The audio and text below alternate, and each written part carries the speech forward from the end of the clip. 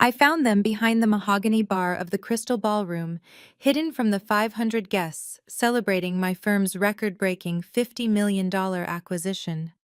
My husband Marcus, the man I had built from a struggling salesman into a polished executive, was devouring my best friend Tasha with a desperation that made my stomach churn.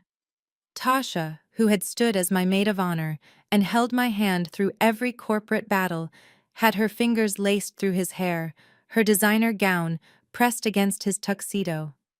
The betrayal was a physical blow, a sudden freezing of my heart amidst the heat of the Atlanta social season. But as the world tilted, I didn't scream or break a glass. I watched them for 5 seconds, recording the image into my memory like a high-speed data transfer. My name is Nia. I am 32 years old and as the managing director of one of the most successful investment funds in Georgia. I have learned that the best moves are made when your opponent thinks you are blind. Marcus and Tasha didn't see me, but someone else did. I turned to find Tasha's husband David standing in the shadows with a smirk that chilled me more than the affair itself. He didn't look like a heartbroken spouse. He looked like a man watching a fuse burn toward a massive explosion. "Calm down, Nia," he whispered, leaning in so close I could smell his expensive cologne. "The real show is just about to begin. Before I tell you how I turned their sordid little secret into a weapon that would dismantle their lives and reclaim my empire, I want to hear from you. Let me know where you are watching from in the comments below. If you have ever been underestimated by the people you loved most, hit that like button and subscribe right now. You do not want to miss the payoff of how a woman like me handles a man who mistakes my silence for weakness. Growing up in the historic Cascades neighborhood of Atlanta, I was raised to understand the value of legacy and the weight of a name. My father was a civil rights attorney, and my mother was a surgeon, and they taught me that excellence wasn't an option, it was a requirement. Our home was filled with jazz African art and the constant hum of high-level discourse. I carried that fire into every boardroom, eventually becoming the youngest Black woman to lead a major investment fund in the city. Marcus was different. He came from a family that valued appearances over substance, and I spent 10 years polishing his rough edges and paying for the lifestyle he now used to impress my best friend. Every suit he wore, every car he drove, and even the very position he held as vice president was a direct result of my labor and my signature. As I stood in that ballroom, the music thumping in the background, I realized I hadn't just been betrayed by a husband, I had been robbed by an employee. But the audit was coming, and Marcus was about to find out exactly what happens when you try to embezzle the heart of a woman who knows exactly how much you are worth, which is absolutely nothing. David didn't even blink as he leaned against a marble pillar, watching his wife Tasha whisper something into my husband's ear. Most men would be shattered, but David just adjusted his silk tie and took a slow sip of his bourbon. He turned to me, his pale eyes cutting through the dimly lit lounge. "You're smart, Nia, so stop looking for an apology that will never come," he said, his voice dropping to a low, calculated register. He didn't offer a tissue or a shoulder to cry on. Instead, he reached into his pocket and pulled out a small encrypted flash drive, sliding it across the bar top toward me. I stared at the silver medal, my mind racing. "Tasha has been bleeding our joint accounts dry for months," David continued, his lips curling into that unsettling smirk. "And Marcus, your golden boy husband, has been helping her hide the trail. They aren't just sleeping together, Nia, they are planning to leave us both with nothing but the debt. The real show is just about to begin." I felt a chill that had nothing to do with the air conditioning. I had known David for years, but I never realized he was this cold. He wasn't a victim, he was a predator waiting for the right moment to strike. He told me that while I was busy closing the $50 million merger, Marcus was signing documents he didn't understand, guided by Tasha's manipulative hand. They thought they were being discreet meeting at that boutique hotel in Buckhead, but David had hired the best private investigators in the city. He had photos, bank statements, and even recordings of them laughing about how easy it was to play us. My husband, the man I clothed in custom suits and pushed into rooms he wasn't qualified to enter, was currently betting against the very woman who made him. David leaned closer, the scent of expensive tobacco clinging to him. We can be the broken exes who cry in court, or we can be the ones who light the match. I took the flash drive, my fingers steady despite the fire burning in my chest. David explained that he couldn't move against Tasha alone without triggering a massive alimony payout due to their prenuptial agreement. But if he could prove criminal intent and financial fraud involving my firm, she would lose everything. We were two people who had been betrayed by the ones closest to us, now bound by a mutual need for absolute destruction. I looked back at the bar.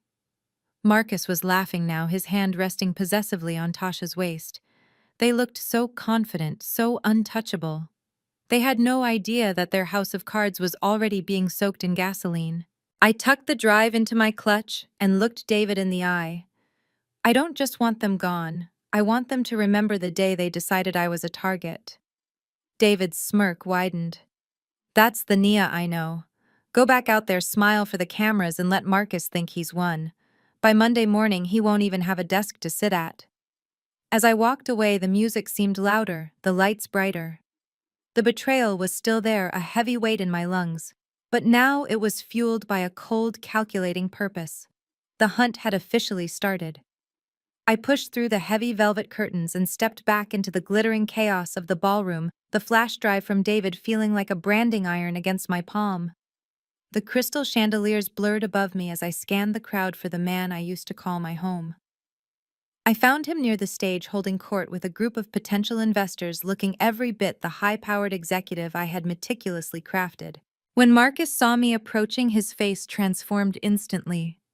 The predatory passion I had witnessed behind the bar vanished, replaced by a mask of tender concern that would have fooled me an hour ago. He detached himself from the group and glided toward me, his hand reaching out to steady my elbow with a practiced protective grace. "Nia, baby, where have you been?"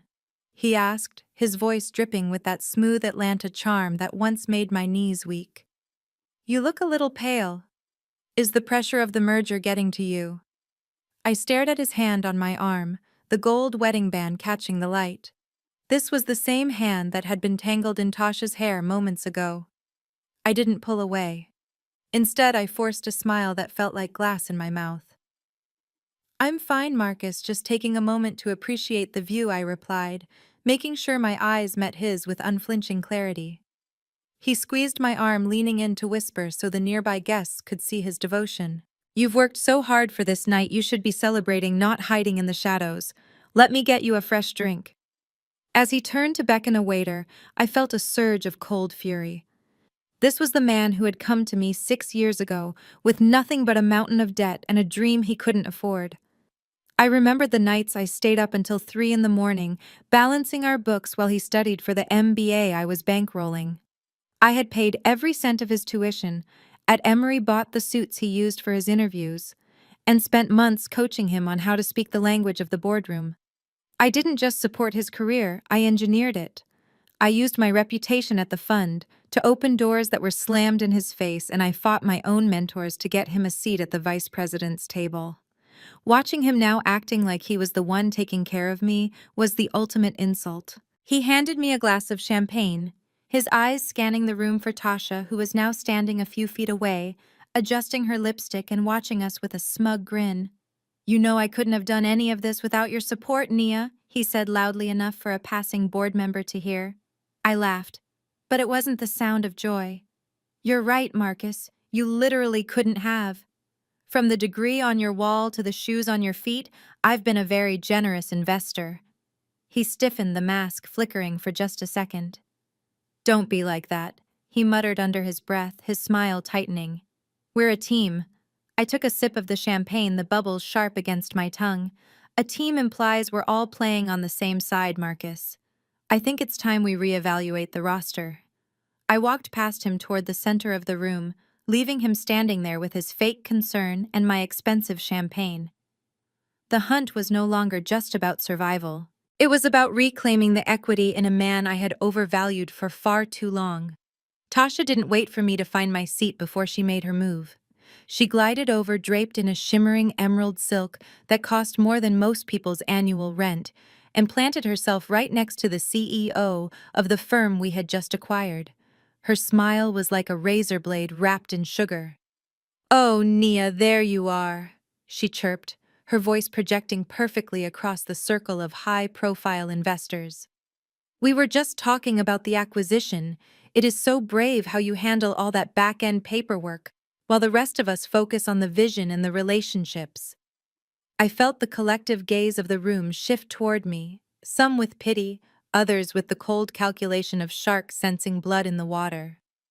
Tasha reached out and patted my hand, a gesture of faux sisterhood that felt like a slap. "You look exhausted, honey. Maybe you should take a back seat for the next quarter." Marcus and I were saying just earlier that the stress might be getting to your head. The disrespect was palpable, a strategic attempt to devalue my leadership in front of the very people who signed my checks. Marcus stood just behind her, nodding in agreement, like a loyal dog, his eyes never meeting mine. It was a coordinated strike designed to paint me as the unstable wife while they positioned themselves as the true power couple of the fund. Before I could fire back, I felt a firm presence at my elbow. It was David. He didn't say a word to Tasha or Marcus. He simply stepped between us, cutting off Tasha's line of sight, and handed me a small velvet-lined box containing a pair of high-end sapphire earrings. "You forgot these in the car, Nia." David said, his voice calm and authoritative.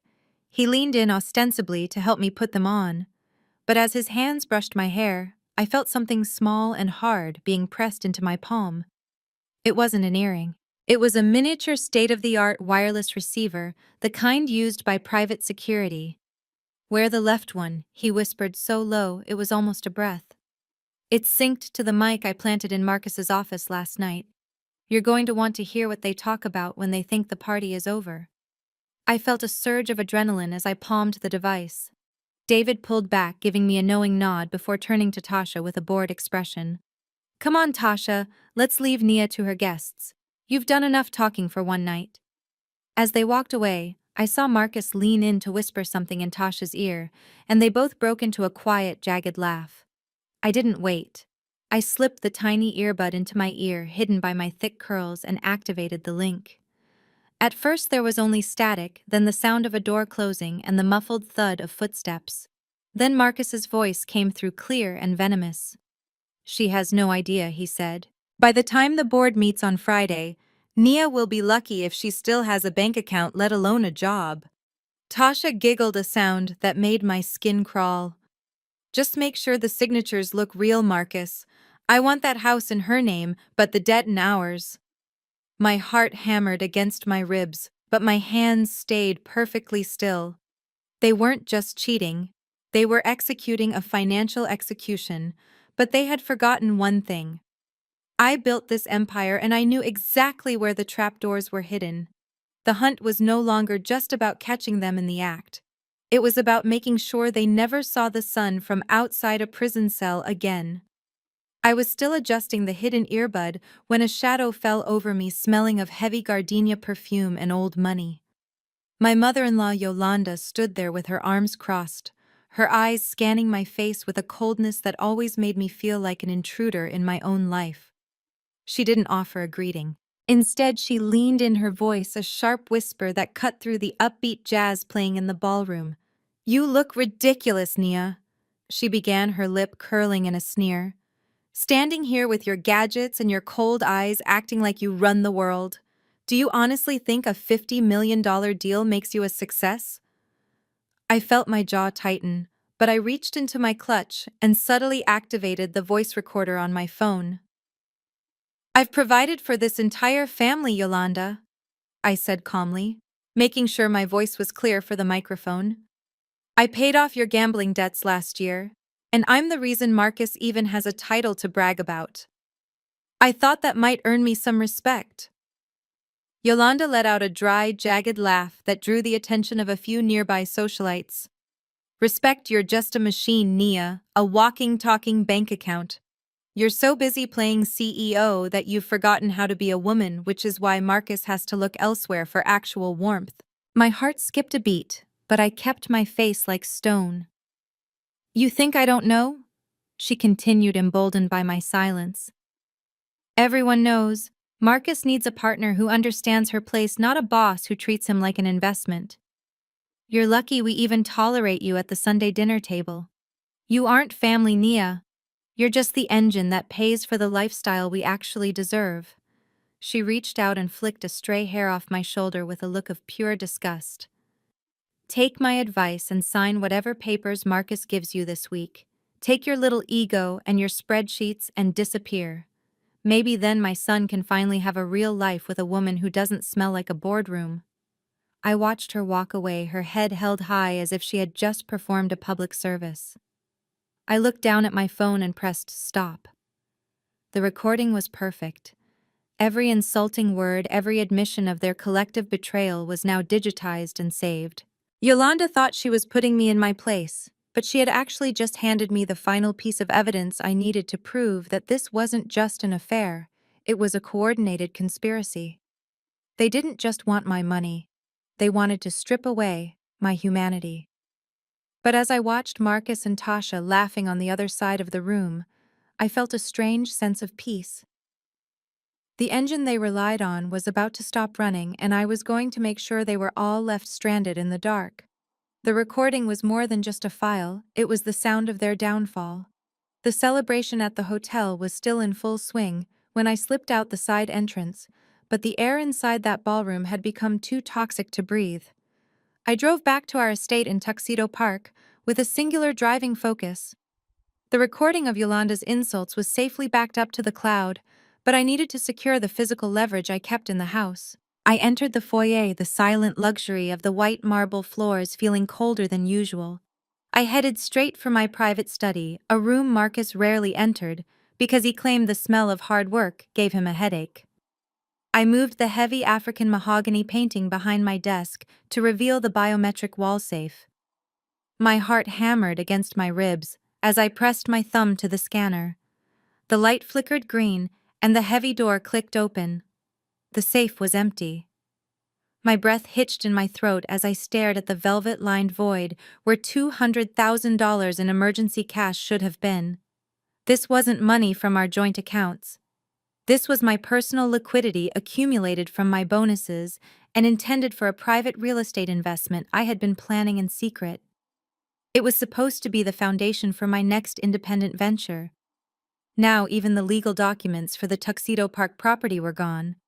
Marcus hadn't just been cheating, he had been looting. He knew my passcodes, he knew my habits, and he had used that intimacy to gut my financial security while I was busy securing his future at the gala.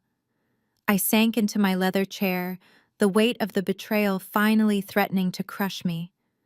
$200,000 in cash was gone, likely used to fund the very boutique hotel lifestyle he was sharing with Tasha. I realized then that Marcus wasn't just a man looking for warmth elsewhere as Yolanda had claimed. He was a thief who had been living in my house, eating at my table, and sleeping in my bed while methodically planning to bankrupt me. He knew I wouldn't report the theft immediately because of the scandal it would cause for the firm during the merger. He was banking on my pride to keep me silent while he made his getaway. I pulled my laptop from my bag and opened the transaction history for our private banking portal. My eyes blurred as I saw a series of rapid-fire transfers. Marcus had used his power of attorney, which I had granted him 3 years ago when I was hospitalized with exhaustion, to move funds into an offshore account I didn't recognize. He was moving fast, faster than I had anticipated. But as I stared at the empty safe, a new kind of clarity took over. The sorrow was gone, replaced by a cold, calculating precision. Marcus thought he had emptied my safe, but he didn't realize that the most valuable thing in this room wasn't the cash. It was the digital trail he had just left behind. I reached for my phone and dialed David's private number. Marcus just took the bait. I said, my voice steady and lethal.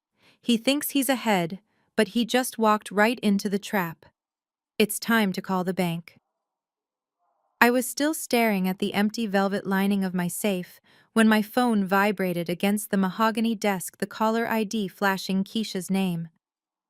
My sister-in-law rarely called unless she wanted a designer handbag or a loan she never intended to repay. I took a deep breath, pressed record on my secondary device, and answered. Before I could even say hello, Keisha's sharp nasal voice filled the room, crackling with a triumphant energy that made my skin crawl. "Enjoying the quiet of that big, empty house, Nia?" she asked, followed by a jagged laugh. "I hope you aren't looking for your rainy day fund because that bird has flown south for the winter." I kept my voice low and steady, playing the role of the defeated wife. "What are you talking about, Keisha? If Marcus took that money, he's in serious legal trouble." Keisha snorted, the sound of her pouring a drink audible in the background.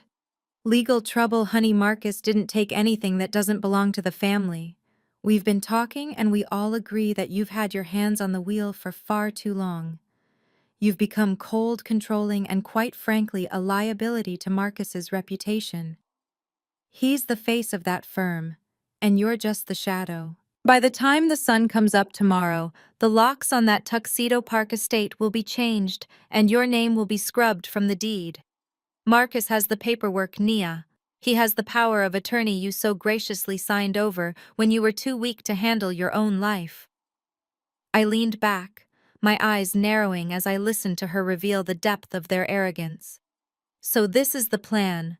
You and Marcus are just going to steal my home and my savings." Keisha laughed again, a sound of pure malice. "Steal? No, we are reclaiming what's ours. Marcus deserves a woman like Tasha, someone who knows how to treat a king, not a drill sergeant in a power suit. And as for me, I'm finally getting the payout I deserve for putting up with your superiority complex all these years. Don't bother coming to the office tomorrow. Security has already been briefed. You're a stranger now, Nia. Pack a small bag and leave quietly, or we'll have the police escort you out for trespassing. It's over." She hung up before I could respond, leaving me in a silence that felt heavy with their delusion. They actually believed that a signature on a power of attorney was a magic wand that could erase a decade of my strategic brilliance. Keisha and Marcus were playing checkers while I was grandmaster at a chessboard they couldn't even see. They thought they were pushing me out of my house, but they were actually just giving me the criminal intent I needed to dismantle their entire lives. I didn't feel fear. I felt a cold, surgical precision. I opened my laptop and began the process of deactivating every secondary credit card linked to my primary accounts. If they wanted to live like royalty on my dime, they were about to find out exactly how much a crown costs when the bank closes. Keisha wanted a payout, but all she was going to get was an indictment. The trap was set, and they were walking into it with their heads held high. I stood in the darkness of my study, the echoes of Keisha's threats still ringing in my ears, and for a moment my mind drifted back to the sweltering Atlanta summer 5 years ago. That was the year I nearly broke myself to build the foundation they were now trying to steal. I remember sitting at this very desk, the glow of 3 different monitors burning my eyes as I worked 18-hour shifts day after day. At the time, Marcus's father had passed away, leaving behind a mountain of debt and a family that had no idea how to survive without a patriarch's paycheck. I didn't hesitate. I stepped up and became the sole provider for the entire clan. While I was surviving on lukewarm coffee and protein bars, grinding through complex financial models to secure my first major promotion, Marcus and his family were living a completely different reality. I remember logging into my banking app during a 5-minute lunch break, only to see a notification for a $4,000 charge at a luxury resort in Martha's Vineyard. My mother-in-law, Yolanda, and Keisha had taken my supplementary credit cards and flown out for a girls' trip, claiming they needed to clear their heads after the funeral. They didn't ask. They didn't thank me. They just swiped. When I confronted Marcus about the mounting expenses, he would just wrap his arms around me and tell me how proud he was of my strength. He called me his queen, his rock, and his hero. He promised that as soon as he finished the MBA I was paying for, he would take the burden off my shoulders. I believed him because I wanted to believe that love was a partnership.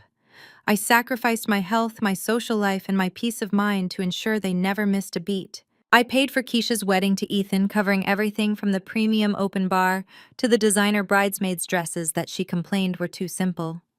I paid for the luxury SUV Yolanda drove, and I paid for the country club memberships they used to gossip about people they considered beneath them. Every time I felt like I couldn't go on, I would look at Marcus and remind myself that I was doing this for our future. I didn't realize I was actually just funding my own replacement. They grew accustomed to the luxury I provided, but instead of gratitude, they developed a deep-seated resentment. They hated that they needed me. They hated that every meal they ate and every vacation they took was a testament to my success and their inadequacy. The more I gave, the more they began to view me as a utility rather than a person. I wasn't a wife or a sister-in-law to them. I was an ATM with a pulse. Looking back at the empty safe now, I see that their plan to push me out didn't start tonight at the party. It started years ago, fueled by the very money I earned with my sweat and tears. They used my generosity to build the leverage they were now using against me. But they made a fatal mistake in their calculations. They forgot that the woman who was strong enough to carry them for 5 years is the same woman who is strong enough to drop them all at once. I wiped a stray tear from my cheek, the warmth of the memory replaced by a cold obsidian resolve. The Bank of Naya is officially closed, and the debt they owe me is about to be collected in full. Ethan had always been the quietest member of the family, a sharp-eyed man who preferred observing from the sidelines, while his wife Keisha dominated every conversation. As a senior compliance officer at the regional bank, where I held my primary business accounts, he was the gatekeeper of the very data Marcus was trying to manipulate. Early Monday morning, while the rest of the city was still shaking off the weekend, my private line buzzed. It was Ethan. His voice was strained, stripped of its usual polite neutrality. "Nia, you need to listen to me very carefully, and you cannot tell Keisha we spoke." He began, the sound of a heavy door locking audible in the background. "I'm looking at a series of loan applications submitted in your name over the last 48 hours. The signatures look identical to yours, but the metadata on the digital timestamps shows they were uploaded from Marcus's private laptop while you were still at the gala." My grip tightened on the steering wheel of my car. I knew he was capable of theft, but fraud was a different level of desperation. Ethan continued his words, coming in a rapid, hushed flow. "He's leveraging your personal stake in the Tuxedo Park estate to secure a $3 million line of credit. But Nia, it's not just the house. He's attached a forged corporate resolution that claims you've stepped down as the primary signatory of your investment fund due to health reasons. He's trying to ghostwrite your professional suicide." I felt a surge of ice water through my veins. Marcus wasn't just stealing cash anymore. He was attempting a total identity takeover. "Why are you telling me this, Ethan?" I asked, my voice a low, dangerous hum. "You're married to the woman who just threatened to change my locks." There was a long pause, and I could hear Ethan's shaky breath. "Because Keisha has lost her mind, Naya. She thinks she's going to be a millionaire, but I know how this ends. Marcus is messy. He's leaving a trail of breadcrumbs that will lead straight to our front door, and I'm not going to prison for his ego. He's using my credentials to bypass certain internal alerts, and if I don't report this now, I'm an accomplice. I'm sending an encrypted file to your personal email. It contains the scanned copies of the forged documents and the IP logs. You didn't get them from me, but you need to move before the board meeting on Friday. If those loans fund Marcus, will have enough liquidity to disappear with Tasha, leaving you to face the federal investigators alone." I pulled over to the side of the road, my heart hammering a rhythm of pure calculated vengeance. Ethan had just handed me the silver bullet. I thanked him and hung up, staring at the digital dashboard. Marcus thought he was playing a high-stakes game of poker, but he didn't realize the dealer was on my side. He was so arrogant that he believed his own family's greed would protect him, never realizing that fear is a much stronger motivator than loyalty. I opened the file Ethan sent, and there it was, my name, written in a hand that wasn't mine, attached to a lie that was meant to bury me. I didn't cry. I didn't scream. I simply forwarded the entire folder to David with a one-word message: kerosene. The hunt was no longer just about recovery. It was about making sure that when Marcus's world caught fire, there wouldn't be enough left of him to even bury. The meeting with David took place in a secluded corner of a dimly lit jazz club in Midtown, a place where the music was loud enough to swallow our secrets. He didn't waste time with pleasantries. He opened a slim laptop and flipped it toward me, the blue light reflecting off his glasses. "Look at these lease agreements, Nia," he said, his voice cutting through the saxophone solo. "Your husband didn't just find a mistress, he built a parallel life." 6 months ago, Marcus and Tasha signed a 2-year lease on a luxury high-rise apartment in Buckhead under a shell company. I stared at the screen, my eyes scanning the monthly rent of $8,000. But it wasn't just the apartment that made my blood run cold. It was the source of the funds. David scrolled down to the bank wire transfers. "He's been using the executive payroll account from your firm to cover the costs," he explained.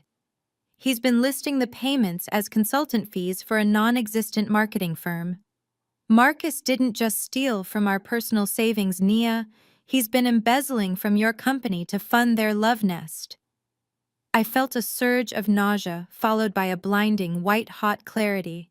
For 6 months, while I was coming home exhausted, thinking Marcus was at the office, late supporting our joint goals, he was actually decorating a penthouse with my best friend, using my own hard-earned revenue. He was playing house with her on my dime, laughing at my dedication while he drained the company I built from nothing. David pointed to another set of documents. "Tasha has been the one managing the shell company's books. She's not just a mistress, she's his financial architect. They've been funneling money out of your quarterly bonus pool and into this secret account." They were preparing for a clean break, Nia. They wanted to wait until the merger was finalized so they could walk away with enough capital to start their own rival firm. The apartment was just the headquarters for their betrayal. I leaned back, the weight of the digital evidence sinking in. They had been planning this since the spring, right around the time Tasha started coming over for Sunday brunch and telling me how much she admired my work ethic. The audacity was breathtaking. They weren't just looking for an escape, they were looking for a hostile takeover of my life. David closed the laptop and looked at me with a grim expression. "I have the security footage from the Buckhead building showing them coming and going every day for the last month. I also have the original lease with both their signatures. This is the smoking gun, Nia. Embezzlement is a felony, and Marcus just handed you the keys to his prison cell." I reached out and touched the cool surface of the laptop. My husband and my best friend thought they were building a future, but they were actually just documenting their own destruction. David was right. The real show was moving from the ballroom to the courtroom, and I was going to make sure they both had front row seats. I entered the house to find Marcus lounging on the white velvet sofa in the living room, a glass of my vintage cognac in his hand, and a smug, satisfied look on his face that made my skin crawl. He didn't even look up when I walked in, his arrogance so thick it felt like a physical wall between us. I stood in front of him, my shadow falling over his legs, and waited until he finally acknowledged my presence, with a lazy, condescending tilt of his head. "I know about the apartment in Buckhead, Marcus," I said, my voice as cold and sharp as a winter morning.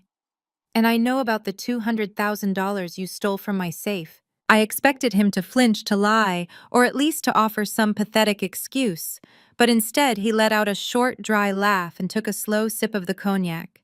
He stood up, towering over me with a newfound boldness that came from his belief that he had finally won.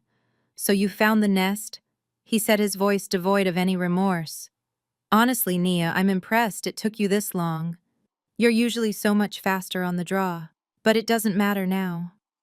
The money is gone, the apartment is leased, and Tasha is twice the woman you'll ever be. She actually knows how to look at me without calculating my return on investment."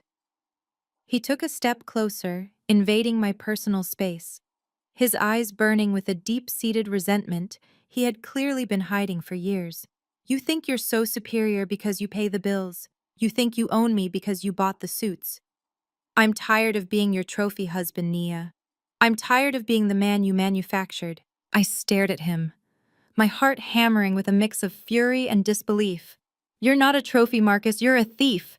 You're committing fraud against my company and stealing from our future. He laughed again, a jagged, ugly sound. Our future. There is no our. I've already filed the initial paperwork for the divorce. And here's the best part, Nia. Since we don't have a prenup, and you've spent the last decade building this massive empire while I played the supportive spouse, I'm entitled to exactly half of everything you own. The house, the fund, the investments, all of it. You can call the police about the cash, but by the time they sort through the family drama, I'll have enough of your assets frozen to keep you in court for the next 10 years. He leaned in his breath, smelling of expensive liquor and betrayal. So go ahead, call your lawyers. Threaten me all you want.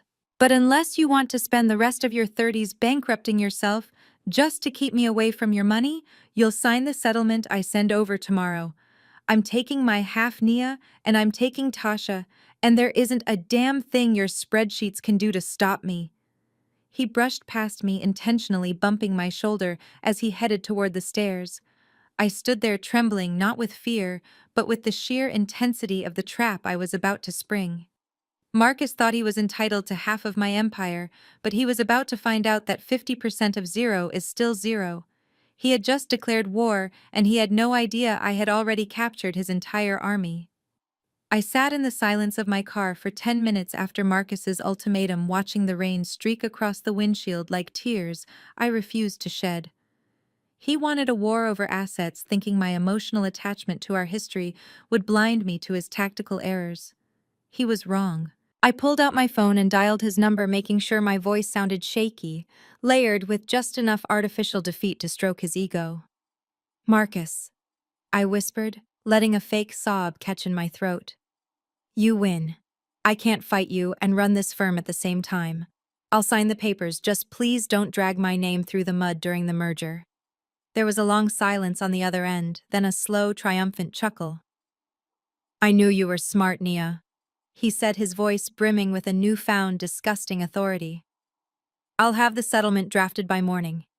Just keep the money moving until then." I hung up and immediately logged into our high-yield joint savings account. This was the bait.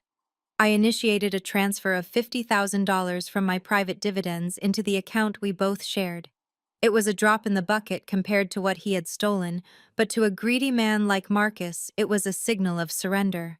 I knew exactly what he would do. He would see that notification and assume I was prepping the pot for his big getaway with Tasha. I needed him distracted, focused on the digital zeros in that account, while I moved the real mountains in the background. Greed has a way of narrowing a person's vision, and I was counting on Marcus being too busy counting my money to notice the perimeter fence I was building around his life. I spent the next hour making it look like I was liquidating small positions, creating a digital breadcrumb trail that suggested I was preparing for a massive payout. I even sent an email to our joint lawyer, CCING Marcus, asking for a summary of our shared real estate holdings. I wanted him to feel the weight of his supposed victory. I wanted him to go to Tasha tonight and brag about how he had broken me. The more comfortable he felt, the more mistakes he would make. While he was celebrating his $50,000 win, I was busy rerouting the $50 million merger's commission structure so that the final payout would land in a protected trust he couldn't touch. By the time I walked back into the house, Marcus was already on the phone with Tasha, his voice booming from the balcony about first-class tickets to Amalfi. He didn't even acknowledge me as I passed, his eyes glued to his banking app, watching the balance grow. He thought he was watching his future take flight, but he was actually just watching the fuse on his own destruction burn shorter. I went to my room, locked the door, and opened my laptop to sync with the earbud David had given me. I heard Tasha's voice through the speaker, sharp and hungry. "Is it there yet, Marcus? Is she really giving up?" Marcus laughed, a sound of pure, unearned arrogance. "She's done, Tasha. The lioness has lost her teeth. Now let's see how much more we can squeeze out of her before Friday." I smiled in the dark. They had no idea that the money I just moved wasn't a gift, it was the down payment on their downfall. The bait was taken. Now it was time to set the hook. The next morning, I walked into the kitchen with a box wrapped in silver paper, my face a perfect mask of wifely devotion. Marcus was standing at the island, scrolling through his bank app with a greedy focus he couldn't hide. I cleared my throat and he looked up, his expression shifting from predatory to patronizing in a split second. "I know things have been tense," I said, making my voice soft and slightly tremulous. "But I want to show you that I'm serious about this being a smooth transition. I bought you a gift to celebrate your new chapter." I slid the box toward him. It was a limited edition titanium smartwatch, the kind he had been dropping hints about for months. His eyes lit up with that shallow materialistic hunger I had grown to despise. He tore into the paper, completely oblivious to the fact that I had spent the previous night working with a private cybersecurity firm to install a mirrored kernel inside the device's operating system. The moment he synced that watch to his phone, I would have real-time access to every encrypted message, every deleted photo, and every secret calendar event. It was a Trojan horse strapped to his wrist. Marcus pulled the watch out, admiring the sleek design. "Now, this is more like it," he said, his ego expanding as he strapped it on. "I'm glad you're finally seeing reason, Nia. It makes things much easier for everyone." I forced myself to smile as I watched him pair the device. The notification popped up on my own hidden tablet in my bag, a green light signaling that the link was active. He had no idea that he had just handed me a digital leash. He stood up, checking his reflection in the microwave door, looking every bit the successful man he thought he was. "I'm heading to the office," he announced, his tone now dismissive, as if I were his secretary. "We'll talk about the final settlement later tonight." As he walked out the door, I pulled out my tablet and watched his GPS signal move down the driveway. I wasn't just tracking his location, I was listening to the ambient audio. The car door slammed, and immediately the car's Bluetooth connected. I heard the familiar ringtone of him calling Tasha. "Baby, she's folding." Marcus laughed, his voice booming through my speakers. "I just got a $5,000 watch as a parting gift. She's desperate to keep me happy so I don't ruin her precious reputation. I want you to look at those penthouses in Midtown again. We're going to need more space for all the things I'm taking from this house." I sat at the kitchen table listening to them plan their new life together using my assets. They talked about the signatures Ethan was forging, the secret offshore transfers, and how they intended to frame me for a series of high-level compliance violations at the firm. The audacity of their plan was breathtaking, but their overconfidence was their fatal flaw. They were talking as if the game was already over, never realizing that I was recording every single second of their conspiracy in high-definition audio. Marcus thought he was wearing a symbol of his new status, but he was actually wearing his own handcuffs. Every step he took and every word he spoke was now part of a permanent record that would eventually lead him to a courtroom. I closed the tablet, my resolve hardening into something indestructible. The bait was taken, the hook was set, and now I was simply waiting for the right moment to reel them in. Marcus and Tasha were dreaming of Midtown, but I was already preparing their new accommodations in a much less luxurious facility. I stood in my own kitchen, wearing a simple linen apron, playing the part of the dutiful, defeated wife, while Marcus walked through the front door with Tasha on his arm, as if she already owned the place. The audacity was staggering. Marcus didn't even introduce her. He just tossed his jacket onto the marble island and demanded to know if dinner was ready.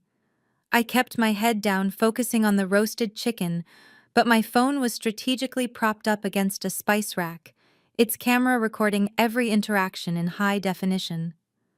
Tasha glided across my hardwood floors, her heels clicking a rhythm of conquest. She didn't head for the guest bathroom, she went straight to my master bedroom to freshen up, returning minutes later wearing one of my silk robes over her dress. Marcus laughed as he pulled out a chair for her at the head of the table, the seat that had belonged to my father. "You outdid yourself, Nia," he mocked, sniffing the air with a condescending grin. "It is nice to see you finally focusing on your domestic duties instead of obsessing over spreadsheets." Tasha reached across the table and squeezed his hand, her eyes locked on mine with a predatory gleam. "She is just trying to make up for being such a disappointment lately." Tasha purred, her voice dripping with artificial sympathy. "Don't be too hard on her. Marcus, not everyone is built for the pressure of the real world. I placed the platter on the table, my hands steady, my heart cold. I poured their wine, making sure to lean in close enough for the microphone hidden in my hair to catch their whispered exchanges. Between bites of the food I had paid for, they began discussing the logistics of my removal. Marcus leaned back, sipping the vintage Bordeaux I had saved for our 10th anniversary. "We'll need to clear out the nursery space for the office," Marcus said, gesturing vaguely toward the upstairs. "Nia never wanted kids anyway, she's too selfish for that." Tasha giggled, leaning her head on his shoulder. "I want the decorators in here by Monday. I can't stand the sight of her minimalist junk. It lacks soul." They spoke about me as if I were a ghost haunting my own hallways, a temporary inconvenience that would soon be exorcised. I stood by the sideboard, clutching a serving towel, recording every admission of their plan to seize the Tuxedo Park estate. Every time Marcus touched her leg under the table, every time Tasha fed him a piece of fruit from my crystal bowls, it was another nail in their coffin. They were so blinded by their perceived victory that they didn't notice the surgical precision of my silence. I wasn't serving them dinner, I was serving them an indictment. As the night wore on, their conversation turned to the forged signatures and the secret accounts, their voices loud and arrogant in the quiet house. They thought they were enjoying a victory feast, but they were actually just providing the primary evidence for a criminal conspiracy trial. I cleared their plates with a faint smile, knowing that this would be the last meal they ever ate in luxury at my expense. The show was moving into its final act, and the audience was going to be the federal authorities. The digital leash David and I strapped to Marcus's wrist began to vibrate with data late Tuesday night, while Marcus was presumably sleeping off a victory celebration in Tasha's arms at their Buckhead apartment. I sat in my darkened home office, the blue light of my monitor reflecting off my glasses as I accessed the mirrored files from his new watch. What I found wasn't just evidence of a wandering heart, it was professional treason. Marcus had been using his executive credentials to bypass the firm's internal firewalls, downloading proprietary algorithms, and a confidential list of our top-tier institutional investors. These were the crown jewels of my investment fund, the result of a decade of my strategic brilliance and late-night calculations. He hadn't just taken them for safekeeping. I watched in real time as he sent an encrypted message to a burner email address belonging to Sterling and Associates, my firm's most aggressive rival in the Atlanta market. The message was succinct and lethal. "I have the full acquisition roadmap and the internal valuation models for the $50 million merger Marcus had written. If the signing bonus is right, you'll have everything you need to tank Nia's deal and buy the assets for pennies on the dollar once her board votes for her termination." My breath caught in my throat. Marcus wasn't just trying to take half of my assets in a divorce, he was actively working to destroy the value of the entire company before he left. He was planning to sabotage the merger. I had spent 18 months brokering a move that would not only bankrupt me, but also lead to potential federal investigations into my leadership. He was willing to burn the entire forest down just so he could walk away with a small pile of ash and a paycheck from my competitor. The audacity was staggering. Marcus knew that if the merger failed, my reputation in the Georgia financial sector would be permanently stained. He wanted me not just poor, but unemployable. He was selling my life's work to the very people who had spent years trying to put me out of business. I leaned back in my chair, my hands trembling with a cold, focused rage. Marcus thought he was being a visionary, a man making a power move to finally step out of his wife's shadow. In reality, he was committing a series of high-level felonies.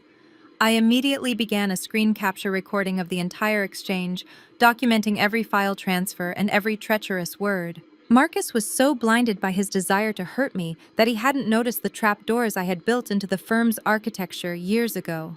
I hadn't just built a company, I had built a fortress, and Marcus had just triggered every alarm on the way out. I didn't call him, I didn't confront him. Instead, I forwarded the evidence to my head of security and David. Marcus thought he was selling my secrets, but he was actually just selling his own freedom. The merger was no longer just a deal. It was a death trap, and I was making sure Marcus was the only one caught in the gears when they closed. I arrived at the secluded private dining club in downtown Atlanta at midnight, a place where the city's real power moves are made far from the prying eyes of social media or family gossip. The air was thick with the scent of expensive cigars and aged leather, but I wasn't there for the atmosphere. Seated around a heavy oak table were four of the firm's largest institutional shareholders. Men and women who had invested in my vision years ago when Marcus was still trying to figure out how to tie his own tie. They didn't look at me with pity or judgment. They looked at me with the cold, hard expectation of people who wanted their dividends protected. I placed my laptop on the table, the screen illuminating their faces as I displayed the evidence of Marcus's attempted sabotage. I'm not here to talk about my failing marriage. I began, my voice steady and commanding.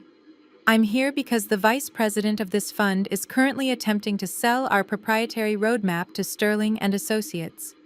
He is compromising the $50 million merger for a personal payout. The room went silent, the kind of silence that precedes a lethal strike. I showed them the IP logs Ethan had provided, the recorded threats from Keisha, and the digital trail of Marcus's communications with our rival. I didn't hide the fact that he used my power of attorney to forge documents, but I emphasized that I had already neutralized the primary accounts. The board members exchanged glances, their loyalty to the bottom line far outweighing any social ties they had with Marcus. One of the senior shareholders, a woman who had mentored me early in my career, leaned forward. "What do you need from us, Nia?" I didn't hesitate. "I need a unanimous vote of no confidence during the emergency board session this Friday. I've already structured a new oversight committee that will permanently revoke Marcus's access to all corporate assets. In exchange, I am personally guaranteeing the closing of the merger by Monday morning with a revised valuation that increases your individual stakes by 5%. They weren't just listening, they were calculating. I wasn't asking for a favor, I was offering a profit. By the time the meeting adjourned, I had their signatures on a confidential resolution. Marcus thought he was the one lobbyist for his own promotion, but he was actually walking into a room that had already decided his fate. As I walked back to my car, the cool Atlanta air felt like a victory. I had successfully moved the battlefield from my living room to the boardroom, a place where I was the undisputed queen. Marcus was still busy playing house with Tasha, thinking he had won because he took my cash and changed my locks. He had no idea that while he was stealing the furniture, I was moving the entire house. The stage was set for Friday, and the only thing Marcus would be inheriting was a legacy of ruin. I drove away, my mind already rehearsing the final words I would say when the gavel finally fell. The heavy rain drummed against the windows of David's private study as he slid a thick manila envelope across the glass table. His expression was grimmer than usual, the shadows under his eyes telling the story of a man who hadn't slept in days. "Nia, Marcus isn't just trying to take the company, he's trying to ensure you spend the next 20 years in a federal penitentiary," David said, his voice dropping to a cautious whisper. He opened the folder to reveal a set of tax returns for my investment fund covering the last 3 fiscal years. My heart stopped as I scanned the lines. The numbers had been meticulously altered. Millions of dollars in capital gains had been reclassified as personal gifts, and several offshore accounts I didn't even know existed were listed under my primary social security number. "Marcus didn't just forge these, Nia, he used your digital signature to authorize them through a backdoor portal in the firm's compliance software," David explained, pointing to the timestamps. "He's planning to leak these to the IRS anonymous tip line the moment the merger is finalized. By the time an auditor looks at this, you'll look like the architect of a massive tax evasion scheme while he plays the whistleblowing hero." I felt a surge of cold, calculated fury. Marcus had been sitting at our breakfast table kissing my cheek while systematically building a gallows for me. He wanted to strip me of my wealth, my home, and my freedom, all so he and Tasha could start their new life on a foundation of my ruin. But Marcus made one critical mistake. He assumed I didn't keep a physical hard copy ledger of every transaction the firm ever made. He thought the digital world was the only truth. I reached into my bag and pulled out a slim encrypted drive containing the original verified tax filings cross-referenced with bank-stamped receipts. David's eyes widened as he realized what I was thinking. "We aren't just going to stop him, David," I said, my voice as sharp as a scalpel. "We're going to let him submit his forged documents to the board's internal audit committee tomorrow morning. I'll wait until he thinks he's trapped me in the room, and then I'm going to swap them with the certified originals in front of the federal observers." I spent the rest of the night with David meticulously preparing the swap. We mapped out the boardroom layout, noting where the document binders would be placed. I practiced the move until it was seamless, a sleight of hand that would change the course of my life. Marcus was so confident in his forgery that he had stopped checking the physical security of the files.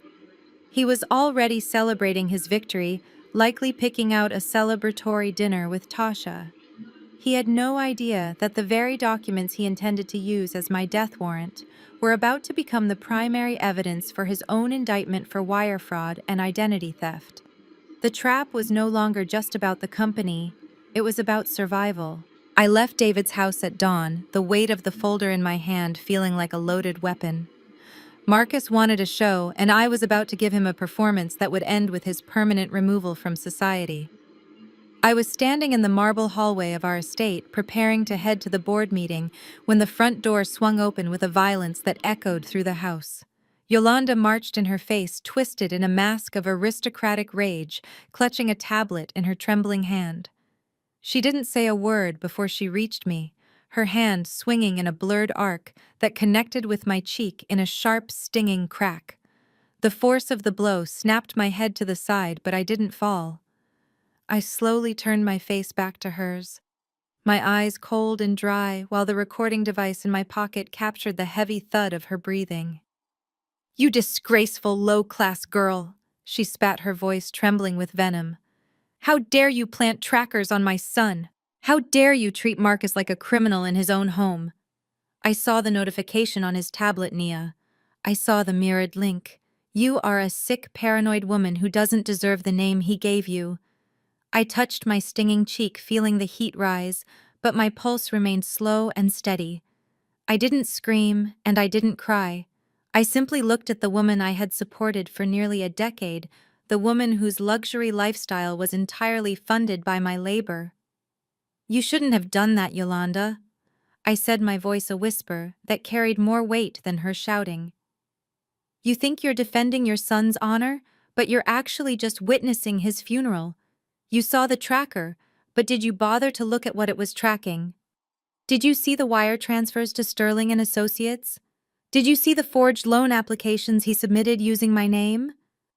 Yolanda let out a shrill, hysterical laugh, stepping closer until her heavy perfume filled my lungs. "I don't care about your business games. Marcus is entitled to every cent you have for the way you've neglected him. You're lucky he hasn't thrown you out on the street already." I took a step forward, forcing her to retreat toward the foyer. "Let's talk about the street, Yolanda. Since you're so fond of Marcus's decisions, I hope you're also fond of the paperwork he signed last night. In his rush to secure a line of credit against my assets, he inadvertently used your suburban villa as collateral for a secondary high-interest loan. He didn't read the fine print because he was too busy picking out furniture for his new apartment with Tasha." I paused, watching the color drain from her face as the realization began to sink in. "I've already initiated a default claim through the firm's legal department due to the fraud Marcus committed.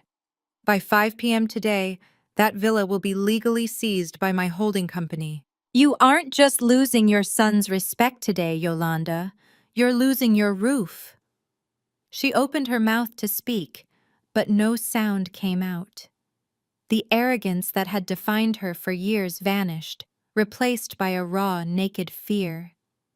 "You can't do that," she finally stuttered, her voice cracking. "That's my home." I walked past her toward the door, my heels clicking firmly on the marble. "It was my money that bought it, and it's my signature that's taking it back.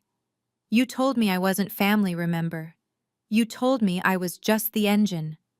Well, the engine has officially detached from the train, and you're about to find out how far you can coast on your own." I left her standing in the hallway, a small, broken figure in a house she no longer had a right to enter. The board meeting was starting in 30 minutes, and I had a seat at the head of the table waiting for me. Marcus wanted to play for high stakes, and he was about to lose the only thing his mother ever valued. Marcus walked through the corridors of my firm on Wednesday morning with the unearned confidence of a king, his titanium smartwatch flashing under the fluorescent lights as he barked orders at my analysts. He truly believed that my silence was a white flag, that the $50,000 I moved into the joint account was the first installment of his massive payout. I watched from the mirrored glass of my office as he huddled with Tasha in the break room, their laughter ringing out with a predatory edge. Marcus wasn't just planning a life after me. He was already spending the capital of an empire he hadn't yet secured. By noon, my phone began pinging with notifications from our shared banking portal, a digital trail of his absolute greed. He had spent $15,000 at a luxury car dealership as a down payment for a convertible he claimed Tasha deserved. Then came the charges from a high-end jeweler on Peachtree Street, $8,000 for a tennis bracelet, to match the ring he thought he'd tricked me into buying. He was bleeding the joint account dry, treating my hard-earned dividends like a lottery win. Marcus believed that since he had filed for divorce, and I hadn't contested the initial asset disclosure, he was already the legal owner of half my net worth. He told the car salesman that he was the incoming chairman of the fund, promising even bigger business once the merger finalized on Friday. He was so blinded by the sparkle of his new life that he didn't notice I had spent the morning reclassifying those specific funds as a personal draw against his future severance. I sat at my desk, my eyes cold, as I watched the balance of our joint savings drop towards zero. Every swipe of that card was a victory for me, not him. In the state of Georgia, spending marital assets on a mistress during an active divorce proceeding is considered dissipation of assets, and I was documenting every single cent. Marcus thought he was buying Tasha's loyalty, but he was actually just prepaying for his own financial ruin. I saw a charge for a 5-star hotel suite for the weekend and a set of first-class tickets to Paris, all booked for the day after the board meeting. He was planning his victory lap before the race had even started. While he was out at lunch, probably toasting his brilliance with my money, I quietly began the process of deactivating his corporate credit line. I didn't shut it off completely, I just lowered the limit to $1. I wanted him to feel the sting of rejection in public just as he had tried to humiliate me. He was playing the role of the wealthy benefactor, but he was doing it on a stage I owned using a script I had written. Marcus didn't realize that every luxury he was flaunting was just another line item in the indictment I was preparing for the board. He was so busy living the dream that he hadn't noticed the walls of reality were already closing in. The lioness hadn't lost her teeth, Marcus. She was just waiting for you to put your head in her mouth. I sat in my home office watching the cursor on my screen flicker like a countdown clock. Marcus was currently at a high-end steakhouse, with Tasha likely toasting to the massive returns he expected from Project Phoenix. He had no idea that I was the one who had spent the last 3 weeks meticulously constructing that entire investment vehicle from thin air. Project Phoenix wasn't a breakthrough in sustainable energy or a revolutionary tech startup. It was a sophisticated legal vacuum, a shell company designed to look like a gold mine, while actually being a high-interest debt trap tied to personal guarantees. Marcus was so desperate to prove he could outsmart me that he had bypassed the firm's usual due diligence, using the executive power of attorney he'd stolen to commit nearly $5 million of his supposed future assets into the fund. I pulled up the latest signature pages on my monitor. Marcus hadn't just invested the $200,000 he stole from my safe. He had signed personal indemnity waivers that linked his future earnings, his projected divorce settlement, and even his mother's suburban villa to the performance of Phoenix. He thought he was buying a ticket to the Billionaires Club, but he was actually just signing his own financial death warrant. I had layered the contract with clauses that triggered immediate repayment if any ethical violations or fraudulent activities were discovered during the upcoming merger audit. Marcus, in his arrogance, hadn't even had a lawyer look at the fine print. He was so convinced that I was defeated and distracted that he walked right into the open jaws of a legal shark. While he was whispering sweet promises of wealth into Tasha's ear, I was finalizing the transfer of Phoenix's underlying debt to a collection agency I had recently acquired. The moment he failed his background check at the board meeting on Friday, every cent he put into that fund would be forfeited and the personal guarantees would kick in. He would owe more than he could ever earn in 3 lifetimes. Tasha was currently posting photos of luxury watches and designer bags on her private story, bragging about their upcoming move to Midtown. She didn't realize that the man she was clinging to was already bankrupt. He just hadn't received the notification yet. I leaned back in my chair, the cold glow of the screen reflected in my eyes. Marcus thought he was the architect of my downfall, but he was merely the primary victim of his own greed. Project Phoenix was a trap for a man who believed he deserved everything without working for anything. Every time he checked his phone to see the fake growth projections I was feeding into his dashboard, he was further cementing his own ruin. The board meeting was only 48 hours away, and the fire I had built for him was finally ready to roar. He wanted a legacy, and I was going to give him one. He would be remembered as the man who lost everything to a ghost. I closed my laptop and let out a long, slow breath. The trap was fully set. Phoenix was ready to burn, and Marcus was the only thing on the altar. The tension in the air became electric on Thursday morning when my hidden earbud captured a frantic conversation coming from the Buckhead apartment. Tasha's voice was high-pitched, vibrating with a mix of panic and predatory triumph. "Marcus, I missed my period," she blurted out, followed by the sound of a rustling paper, likely a pregnancy test result. "It's positive. We can't wait for your slow-motion legal battle anymore. I am not raising this baby in a rented high-rise while Nia still plays the role of your wife at gala dinners." Marcus let out a long, shaky breath that sounded more like a trapped animal than a father-to-be. "This changes everything," he whispered, but the fear in his voice was quickly replaced by a desperate kind of resolve. "I'll make her sign today. I don't care what it costs, we need that settlement liquid by Friday." Not 30 minutes later, the front door of the estate slammed open. Marcus didn't even take off his coat before he cornered me in the breakfast nook, a thick stack of legal documents trembling in his hand. He looked disheveled, his usual composure frayed at the edges. "Nia, we're done playing games," he barked, slamming the papers onto the table right next to my coffee. "I've had my lawyer expedite the no-contest filing. I'm waiving the discovery phase for the secondary accounts. You keep your precious firm, you keep the house, but you sign over the liquid 50% of the joint holdings and the Project Phoenix dividends right now. I want you out of my life before the sun sets." I looked at the documents then, up at his frantic eyes. "This is very sudden, Marcus. Is there something driving this urgency?" He let out a harsh, jagged laugh, pacing the length of the kitchen. "Let's just say I've realized that life is too short to spend another second in this morgue of a marriage. I have a future waiting for me, one that doesn't involve your cold calculating stares. Sign the papers, Nia. If you don't, I'll go to the press today and tell them the managing director of the city's biggest fund is mentally unstable and hiding assets. I'll tank the merger myself just to watch you fall." I picked up the pen, my hand intentionally trembling to keep up the facade of a woman pushed to her limit. "You're really leaving me for her?" I asked, my voice small. He didn't even look back as he headed toward the door.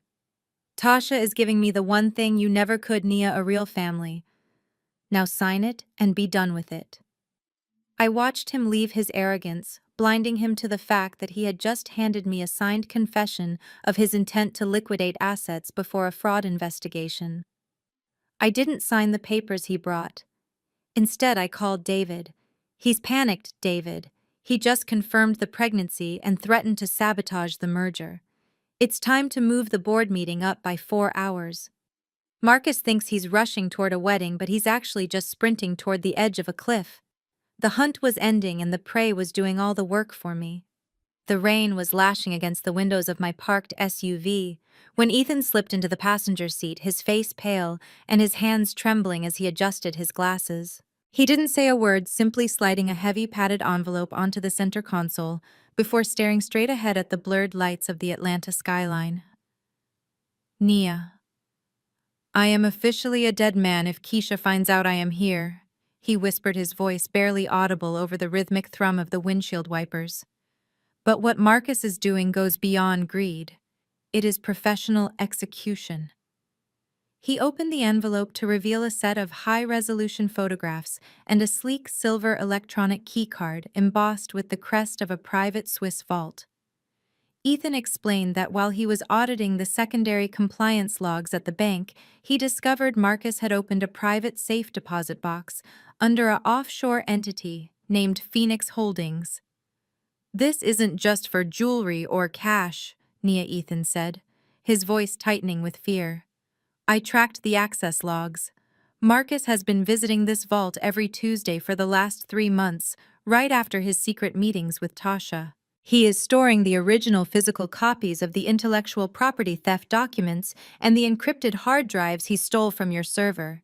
He thinks that by keeping them in a neutral, high-security vault, he can protect himself from a domestic search warrant while he negotiates the sale to Sterling and Associates." I picked up the silver key, the cold metal feeling like a promise of justice in my palm. "How did you get the key, Ethan?" He let out a long, ragged breath. "I didn't steal it. I'm a compliance officer, remember? I flagged the account for a routine security update and had a duplicate issued to the primary contact address, which I redirected to a P.O. box I control. Marcus has no idea his key has a twin. Everything you need to prove criminal conspiracy, wire fraud, and corporate espionage is inside that box. He's planning to empty it on Friday morning right before the board meeting and hand the contents directly to the Sterling representatives." I looked at the key, then at Ethan. "You realize that if I use this, your fingerprints will be all over the digital trail?" Ethan nodded solemnly. "I'd rather face a board inquiry for a security breach than a federal judge for being an accessory to Marcus's treason. Just promise me you'll keep Keisha out of the line of fire." I didn't make that promise, but I thanked him as he stepped back out into the rain. I sat in the dark, clutching the key to Marcus's secret world. He thought he was untouchable behind the walls of a Swiss bank, but he had forgotten that I was the one who taught him how to open doors. With this key, I didn't just have evidence, I had the power to strip him of his leverage and his future in one single move. The hunt was entering its most dangerous phase, but for the first time in weeks, I felt like the one holding the gun.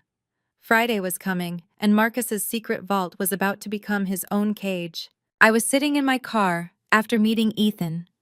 The silver vault key felt cold against my palm. I opened my laptop and bypassed the final security layer of Marcus's private cloud account, using the credentials I'd mirrored from his watch. I expected to find more offshore accounts or mistress expenses, but what flashed onto the screen was a series of frantic handwritten ledger entries and legal demand letters addressed to Yolanda.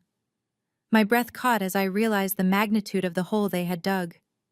Yolanda, the woman who had spent years lecturing me on class and dignity, was a chronic high-stakes gambler with a debt exceeding $2 million to a private casino syndicate in Atlantic City. The demand letters were brutal, threatening to seize her estate and expose her addiction to the social circles she so desperately craved. I scrolled through the corresponding bank transfers Marcus had initiated from my personal dividend account over the last 8 months. He wasn't just stealing to build a life with Tasha. He was using my hard-earned capital to bail out his mother's reckless lifestyle. Every time I had paid for a family vacation or a luxury renovation for Yolanda, it hadn't been enough. Marcus had been siphoning hundreds of thousands of dollars at a time, labeling them as diversified reinvestments to keep me from looking too closely.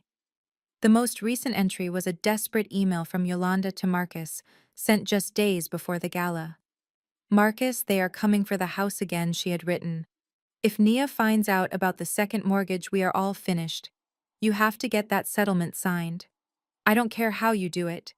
My hands shook with a cold, clarifying rage. This was the true source of their urgency. They didn't just hate me for my success, they needed to destroy me to cover their own massive financial crimes. Marcus wasn't just a cheating husband, he was an accomplice in a multi-million-dollar fraud scheme against his own wife. I looked at the timestamps of the transfers. Marcus had authorized a final payment of $500,000 to the syndicate just 4 hours after he kissed Tasha behind the bar at the party. He had been using my money to clean up his mother's mess while simultaneously planning to leave me for another woman. The arrogance was staggering. They thought they could treat my bank account like a bottomless well while treating me like a servant. I saved every ledger, every demand letter, and every frantic email into a separate file labeled the Yolanda debt. I realized then that the tat Yolanda gave me wasn't just about Marcus's honor. It was a desperate attempt to keep me from looking into the shadows where she hid her shame. She knew that if I regained control of the finances, her house of cards would collapse instantly. Marcus was her golden boy, not because of his talent, but because he was willing to steal from me to keep her secrets. I leaned back, my eyes narrowing as I watched the digital trail. They had tried to paint me as a cold, heartless machine, but I was the only thing standing between them and total ruin. Now I was going to be the one who pulled the plug. Friday's board meeting wasn't just about a merger anymore, it was about an eviction. I called David and told him I had found the anchor that would finally pull them both under. The debt was due and I was coming to collect. I found Tasha at the Crystal Springs spa, draped in a plush white robe, sipping cucumber water as a technician worked on her manicured hands. The air smelled of eucalyptus and unearned luxury. When she saw me approaching, she didn't even bother to sit up. She just leaned back in the reclining chair, a smug cat-like grin spreading across her face. "Oh, Nia, what are you doing here?" she asked, her voice echoing through the quiet lounge.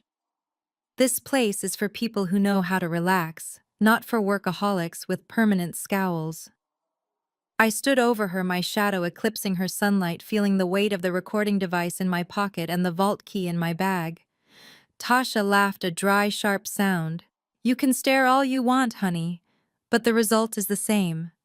Marcus is mine, the baby is mine, and by Monday, half of everything you've worked for will be mine too. You're just a placeholder whose time has finally run out." I didn't raise my voice. I leaned in close until I could see the tiny imperfections in her expensive foundation. "You think you've won, Tasha. You think you've hitched your wagon to a rising star. But Marcus isn't a star, he's a black hole.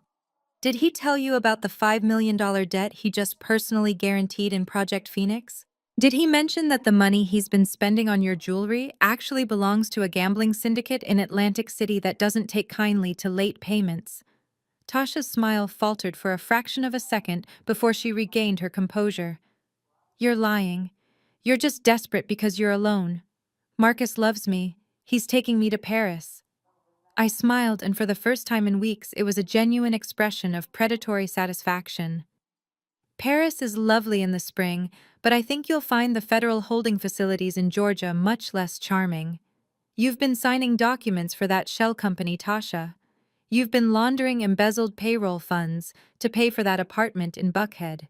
In the eyes of the law, you aren't a mistress, you're an accomplice." I reached out and gently straightened the collar of her robe. "I wanted to come here to give you a warning, a little wedding gift before the big day. You see, Marcus thinks he's a genius, but he's actually just a thief who leaves a trail of crumbs. I've spent the last decade building an empire, Tasha. Did you really think I'd let a second-rate social climber like you walk away with the bricks?" She stood up, then the technician scurrying away as the tension became unbearable. "Get out, Nia," she hissed, her face turning a blotchy red. "You're pathetic." I turned to leave but stopped at the door, looking back over my shoulder.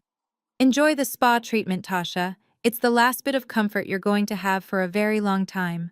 Tomorrow at the board meeting, I'm delivering a special gift to Marcus. And since you're so joined at the hip, you'll be sharing the consequences too. Wear something comfortable for your next appointment. I hear the orange jumpsuits are quite restrictive." I walked out of the spa, the cool air hitting my face, leaving her trembling in the midst of her stolen luxury. The psychological warfare was over. Tomorrow, the actual war would begin. I parked my car in the shadows of the underground garage, watching as David stepped out of his obsidian black sedan to meet Tasha. She was waiting by the elevator of her Buckhead apartment, looking frantic and disheveled after our encounter at the spa.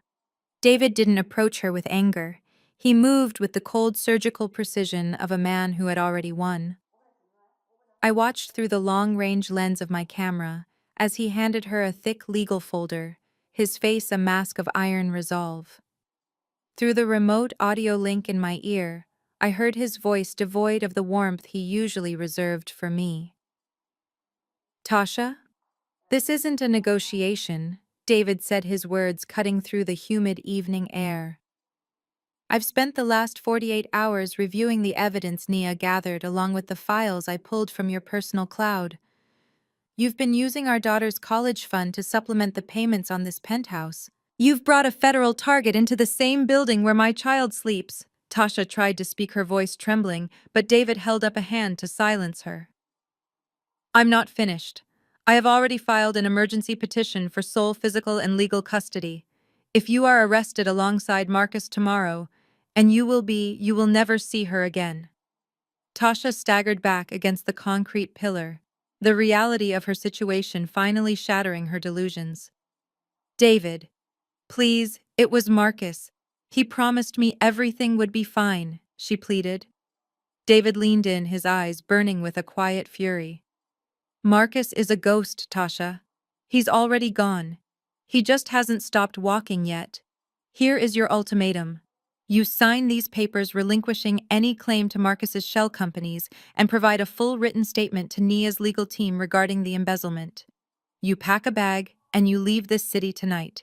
If you do that, I will delay serving the custody papers until you've cleared the state line, giving you a chance to disappear before the feds start knocking on this door. If you stay with him. David continued, his voice dropping to a lethal whisper. I will personally ensure the prosecution uses you to get to him. You'll be in a cell while I explain to our daughter why her mother chose a thief over her.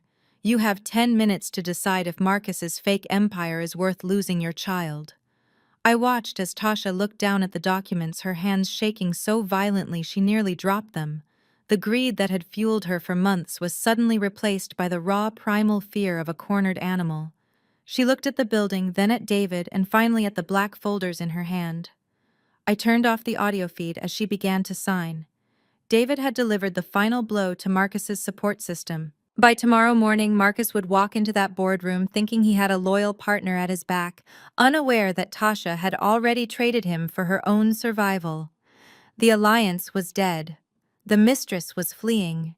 And Marcus was about to find out that when you build a house on stolen sand, the tide always comes back in. I pulled out of the garage, the path to the boardroom finally cleared of all obstacles. The Grand Hyatt ballroom was a sea of black ties and silk gowns, the air thick with the scent of expensive lilies, and the nervous hum of a $50 million merger on the brink of completion. Huge digital banners displaying the number 10 glowed against the walls, celebrating a decade of the firm I had built with my own blood and sweat. Marcus stood near the stage, looking radiant in a bespoke midnight blue tuxedo I had paid for 3 weeks ago. He was holding a glass of vintage scotch, his posture radiating a terrifying level of arrogance. He was no longer just the vice president. In his mind, he was already the king. He kept checking his titanium smartwatch, likely waiting for a signal from Tasha that never came, and a confirmation of the Swiss vault transfer that would never happen. I watched him from the shadows of the balcony, my fingers tracing the cold edge of the flash drive in my clutch. Beside me, David stood like a silent sentinel. Is everything in place? I asked. David nodded, his eyes fixed on Marcus. The federal observers are seated at table 4. The board members have the revised packets under their seats. The moment he steps on that stage, he's walking into a spotlight that's actually a searchlight. I took a slow breath, smoothing the front of my dress. It was time. As the orchestra finished a stirring set, Marcus glided toward the microphone. The room fell silent, the investors leaning forward in anticipation. Thank you all for being part of this incredible 10-year journey. Marcus began, his voice amplified and dripping with a manufactured warmth that made my stomach turn. We have reached a turning point. As Nia prepares to step down to focus on her health and personal matters, I am honored to announce that I will be stepping into the role of chairman to lead this firm through the merger and beyond. He paused, waiting for the applause. He even looked toward my empty chair with a look of feigned sadness, playing the role of the devoted husband carrying the burden for his frail wife. but the applause didn't come. Instead, a low murmur broke out among the shareholders. Marcus's smile flickered for a fraction of a second as he realized the large monitors behind him weren't displaying the corporate growth charts he had prepared. They were black. I stepped out from the wings, the clicking of my heels echoing through the silent speakers as I walked onto the stage. "You're a little early for your coronation, Marcus," I said, my voice cutting through the room like a blade. "You forgot to mention one small detail in your speech." He turned, his eyes widening with a mix of shock and fury. "Nia, what are you doing here? You should be resting." I didn't answer him. I looked directly at the chairman of the board and signaled the tech booth. Marcus thought he was announcing his promotion, but the screen behind him suddenly roared to life. It didn't show the merger. It showed the high-definition security footage of him and Tasha in the Buckhead apartment, followed by a clear scrolling list of the $2 million he had siphoned to pay off Yolanda's gambling debts. The gasps from the audience hit the stage like a physical wave. Marcus froze, the glass in his hand trembling as his secret world was broadcast to the most powerful people in the city. The celebration was over. The execution had begun. I stepped into the blinding glare of the spotlight, the silk of my crimson gown trailing behind me like a river of blood. The room fell into a suffocating silence as I moved toward the center of the stage, my head held high and a serene smile fixed on my face. Marcus stood frozen for a heartbeat, his hand tightening around the microphone. Then, as he realized the cameras of the city's top financial journals were all trained on us, his shock morphed into a jagged, cruel confidence. He adjusted his cufflinks and let out a loud, patronizing laugh that echoed through the ballroom, a sound designed to dismiss me as a hysterical woman. "Ladies and gentlemen, I apologize for this interruption," Marcus said, his voice dripping with mock pity as he turned toward the press row. My wife has always had a flair for the dramatic, but as I mentioned, the pressure of managing such a large fund has clearly taken a toll on her mental stability. He took a predatory step toward me, towering over me in an attempt to look like a protective husband dealing with a broken spouse. "Nia, honey, you aren't supposed to be here. We talked about this. You need to go back to the car before you embarrass yourself further in front of our investors." The crowd whispered, the flashbulbs of the paparazzi creating a strobe light effect that highlighted the sneer on his face. He leaned in closer, his voice dropping so only I could hear him, his eyes burning with a dark, triumphant fire. "You just lost your house, your company and your mind in front of the entire world," he hissed. "Sign the papers in your bag and walk away now, or I'll have security drag you out of here in handcuffs for trespassing." I didn't flinch. I let him have his moment of perceived glory, watching as he turned back to the audience, spreading his arms wide, as if inviting them to join in his mockery of me. He actually chuckled, shaking his head at the cameras. "It is a sad day when a titan of industry collapses like this, but this is exactly why the board has entrusted me with the future of the firm. Nia is a brilliant architect, but she has become a liability to your dividends." He reached out to grab my arm, intending to escort me off the stage, but I stepped back with a grace that made his reach look clumsy. I finally spoke, my voice amplified by the secondary headset David had cleared for me, cutting through his arrogance like a diamond through glass. "You're right about one thing, Marcus," I said, my voice steady and resonant, filling every corner of the ballroom. "A liability has been identified within this firm, but it isn't me."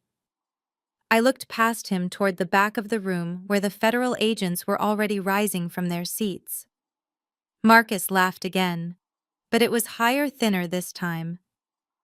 "What are you talking about? You're delusional." I smiled, and the giant screens behind us switched from the black void to a high-definition scan of the forged documents he had submitted to the Swiss vault. Marcus turned, his laughter dying in his throat, as his own signature, clear and damning, appeared next to the evidence of his corporate treason. The hunt was over, and the prey was finally realizing he was in a cage of his own making. The silence in the ballroom was so heavy it felt like a physical weight. Marcus stood frozen, his eyes darting from the giant screen to the crowd, his face pale under the stage lights. I didn't give him a chance to recover. I tapped a command on my tablet, and the audio system roared to life. "This isn't just about money, Marcus," I said, my voice echoing with a chilling calmness. "It's about how far you were willing to go to get rid of the woman who gave you everything." The screen flickered, revealing a grainy but clear video from the hidden camera in the Buckhead apartment kitchen. The date stamp was from 3 nights ago. In the video, Tasha was leaning against the counter, sliding a small amber prescription bottle across the marble toward Marcus. He picked it up, rotating it in the light. "It's flavorless." Tasha's voice came through the speakers, sharp and cold. "2 drops in her nightly tea. It won't kill her, but it'll keep her in a fog long enough for the doctors to declare her mentally unfit. By the time she wakes up, the merger will be closed and the power of attorney will be ironclad." Marcus in the video let out a dark chuckle, tucking the bottle into his tuxedo pocket. "I've been waiting for her to break for years," he said on screen. "If a little chemical help is what it takes to get her out of my chair, so be it. She's so focused on her spreadsheets she won't even notice the taste." The audience gasped in unison, a wave of collective horror washing over the room. Several board members stood up, their faces twisted in disgust. The investors, who had been nodding along to Marcus's speech moments ago, now recoiled as if he were a poisonous snake. On stage, Marcus tried to lung for the laptop, his composure completely shattered. "That's a deep fake!" he screamed, his voice cracking. "She's framing me! It's a setup!" I stepped aside, letting him stumble over the wires. "It's funny you say that, Marcus, because the police found that exact bottle in your gym bag 10 minutes ago during a search of your vehicle." I looked toward the back of the room, where the federal agents were now moving with purpose, their windbreakers visible as they pushed through the socialites. "You didn't just want my company," I said, looking him dead in the eye, while the cameras captured every second of his breakdown. "You wanted my mind. You wanted to sedate me into a ghost so you could play king with my best friend." Tasha is already at the precinct, Marcus. She traded her statement for a chance to see her daughter again. "You're the only one left on the sinking ship." The flashbulbs were blinding now, but for the first time in 10 years I felt like I was standing in the light. Marcus fell to his knees as the first agent reached the stage, the silver handcuffs glinting under the crystal chandeliers. The predator had finally been caught in a trap of his own making, and the world was watching him bleed. The heavy double doors at the back of the ballroom burst open, and the rhythmic clicking of my heels was suddenly drowned out by the heavy tactical tread of federal agents. The shimmer of the gala was pierced by the harsh utilitarian blue and red strobes reflecting through the glass entrance. Marcus tried to scramble backward, his eyes wide with a frantic animalistic terror as he realized the men in windbreakers weren't here for security, they were here for him. Agent Miller, a lead investigator, I had been secretly briefing for weeks, stepped into the light of the stage, his badge glinting with a cold finality. "Marcus Vance, you are under arrest for federal wire fraud, embezzlement, and conspiracy to commit aggravated assault through the administration of a controlled substance." Miller's voice boomed, amplified by the very microphone Marcus had used to mock me minutes ago. The crowd of elite investors and socialites parted like the Red Sea, their faces frozen in a mixture of shock and morbid fascination. Marcus looked around the room, his mouth opening and closing like a fish out of water, searching for a friendly face, a loophole, or an escape route that no longer existed. He looked toward his mother, Yolanda, who was slumped in her chair at the front table, her face a pale mask of ruin. As the agents reached the stage, Marcus made a desperate, pathetic attempt to shove past them. "That video is a lie," he shrieked, his voice reaching a pitch of pure desperation. "Nia is the one who's been hiding money. She's the one you should be arresting." Agent Miller didn't even blink. He grabbed Marcus's arm with a practiced grip, spinning him around and slamming him against the mahogany podium. The sound of the impact echoed through the speakers, followed by the sharp metallic snap of handcuffs, ratcheting shut around Marcus's wrists. The titanium smartwatch, the one I had used to track his every betrayal, caught the light one last time before his hands were pulled behind his back. I stood just a few feet away, my expression as calm as the eye of a hurricane. Marcus struggled against the restraints, his sweat-soaked hair falling over his eyes. "You did this," he hissed, leaning toward me with a face twisted by a venomous hatred. "You destroyed everything." I stepped closer, so close that only he could hear the finality in my tone. "No, Marcus," I said, my voice a whisper of pure obsidian. "I just stopped paying for your lies. You built a kingdom on a foundation of air, and you forgot that I'm the one who controls the gravity." The agents began to lead him off the stage, his feet dragging across the expensive carpet. The cameras captured every second of his walk of shame, the disgraced executive, the failed husband, the caught criminal. As he passed the table where David sat, David simply raised his glass in a silent, lethal toast. The merger was safe, the company was mine, and the man who had tried to sedate me into a ghost was being hauled away in the back of a government van. I turned back to the audience, the spotlight now belonging solely to me. The celebration of 10 years wasn't just about a firm anymore. It was about the survival of the woman who built it. As Marcus was being held against the podium, his face distorted with rage, he lunged toward the microphone one last time, screaming over the noise of the crowd. "You can take the money, Nia, but you can't take the legacy. I have a son on the way. A real family. Tasha is carrying the only thing that actually matters." He looked at the cameras with a diluted sense of pride, clutching onto the pregnancy as his final scrap of dignity. He truly believed that even in prison he had won the genetic lottery against me. David stood up from his table, his expression one of grim satisfaction as he adjusted his blazer. He didn't rush, he walked toward the stage with the measured gait of a man delivering a final crushing blow. "Marcus, you should really stop talking before you embarrass what's left of your bloodline," David said, his voice carrying clearly through the room. He pulled a second manila envelope from his jacket and tossed it onto the podium in front of Marcus's face. "Inside, there's a private investigator's report and a DNA paternity prenatal screen." Marcus froze his brow, furrowing in confusion. "What are you talking about?" Tasha told me. David interrupted him with a cold, sharp laugh. "Tasha told you exactly what you wanted to hear so you'd keep the cash flowing. While you were busy stealing from Nia to pay for that apartment, Tasha was busy spending her afternoons with a fitness trainer from the Buckhead Club. A man named Julian, who coincidentally has a long history of targeting wealthy, distracted women for child support." I watched Marcus's face drain of color until he looked like a ghost. David leaned in, his voice dropping to a lethal whisper that the nearby microphones still caught. "The dates don't line up, Marcus. I had the labs cross-referenced. That child isn't yours. You weren't building a legacy. You were being played by a professional who saw you for exactly what you are, a soft target with someone else's money. Tasha didn't want a family with you. She wanted a payout. And she knew you were desperate enough to believe any lie that stroked your ego." The realization hit Marcus like a physical strike. The last pillar of his fantasy collapsed, leaving him with nothing but the cold steel of the handcuffs and the crushing weight of his own stupidity.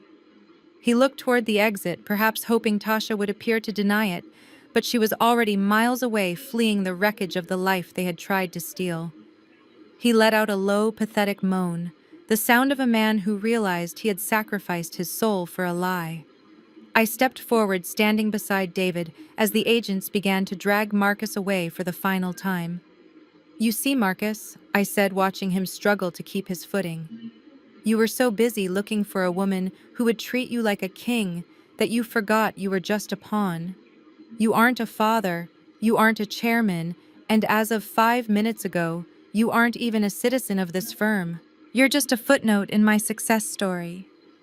As the police led him out into the night, the ballroom erupted into applause, not for a new chairman, but for the queen who had finally cleared her court. I stood at the edge of the stage, watching the chaos subside as Marcus was hauled through the gilded doors, his screams of denial fading into the hum of the air conditioning. The room was still reeling, 1,000 eyes fixed on me, waiting for the final word. I turned my gaze toward the front row where Yolanda sat frozen, her skeletal fingers clutching her designer clutch as if it were a life raft. She looked at me, not with sorrow, but with the same sharp, entitled venom she had carried for years. But the moment our eyes met, I saw the flicker of something new, the dawning realization of her own extinction. I stepped back to the microphone, my voice clear and devoid of any emotion. Before we conclude this evening and allow the authorities to continue their work, there is one more matter of corporate restructuring to address, I announced. As part of the federal investigation into Marcus Vance's embezzlement and wire fraud, the district attorney's office has issued a blanket freeze on all assets tied to his primary and secondary beneficiaries. I paused, letting the weight of the word, beneficiaries, hang in the air like a guillotine.